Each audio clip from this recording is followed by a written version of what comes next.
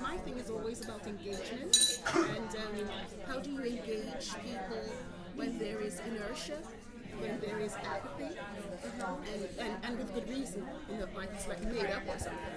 And I'm going to talk briefly about this education and community engagement project that I ran in a city very similar to that has a demographic to Oakland. So poor, poverty, black kids being murdered, that sort of hardcore inner city experience, and a multicultural city as well.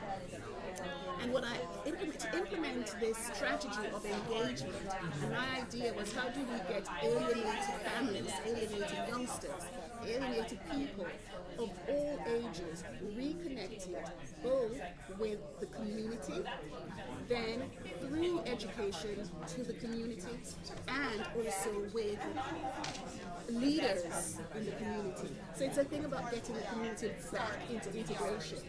And it was interesting what I thought I needed to do for my implementation of this program. I had to find ways of going to the community. And so I joined different little community groups.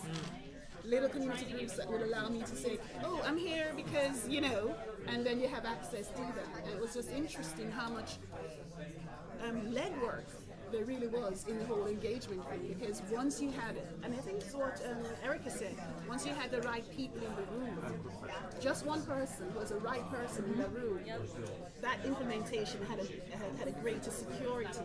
So my strategy was about finding the right people who would become advocates. So you didn't need to have a big old board or a big old planning team, but my strategy was finding the people who would be excited. And it was interesting that in my little thing, I went in and said, and using the protocols of the group. So for instance, when I went to the black community, I asked to be blessed by the black community.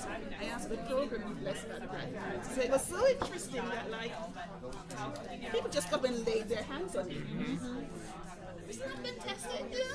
And they gave me their blessing, but literally in a cultural way. And they really loved the fact that I came and made myself humble to the community. It was just just something like that. So my implementation was about getting the right people in the room and getting them to bless me.